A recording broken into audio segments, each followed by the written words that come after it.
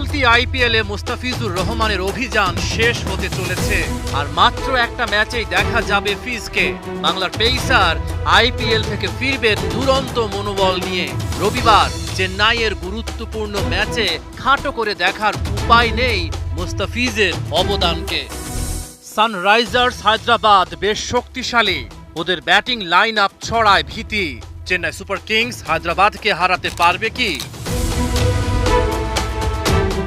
Toss জিতে Sunrisers ফিল্ডিংয়ে, বড় score গড়ার চ্যালেঞ্জ চেন্নাইয়ের সামনে।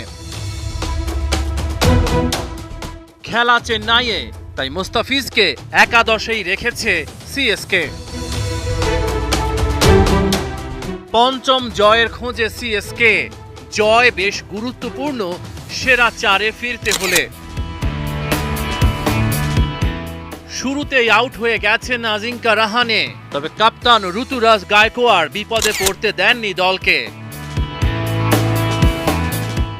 মাত্র ২৭ বলে 50 পূরণ করেন ঋতুরাজ। হায়দ্রাবাদের বোলারদের মনে ছড়িয়েছেন ত্রাস। ওপাশে আক্রমণাত্মক ড্যারিল মিচেল ২৯ বলে 50 পূরণ করলেন, ৫২ রান করে ডাগ আউটে ফিরলেন। মাত্র ২ রানের জন্য সেঞ্চুরি মিস করেন ঋতুরাজ। ৫৪ বলে ৯৮ রান করে চেন্নাইয়ের ইনিংসে ওর রাজ। শেষ পর্যন্ত ২১২ রান চেন্নাইয়ের বোর্ডে।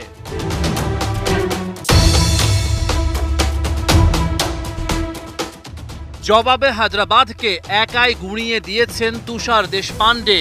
একে একে ডাগ আউটে ফিরিয়েছেন ট্রাভিস হেড, আনমোল সিং ও অভিষেক শর্মাকে। ৪০ রানেই হায়দ্রাবাদ ৩ উইকেট হারিয়েছে। এদিন ষষ্ঠ ওভারে মুস্তাফিজের ডাক আসে। ফিজ ৮ রান দেন পাওয়ার প্লের শেষ ওভারে। নিজের দ্বিতীয় ওভারে ফিজ আরো সাবধানী। এই ওভারে মাত্র ৫ রান খরচ করেন তিনি। হায়দ্রাবাদ আর ঘুরেই দাঁড়াতে পারেনি। একের পর এক উইকেট তুলে চেন্নাই জয়ের পথ করেছে তৈরি। ১৯তম ওভারে বল আবারও মুস্তাফিজের হাতে। ওভারের দ্বিতীয় বলেই ফিরিয়েছেন শাহবাজ আহমেদকে। পঞ্চম বলে তুলে নিয়েছেন মুনাজ কাটের উইকেট। এতেই নিশ্চিত হয়ে যায় চেন্নাইয়ের জয়।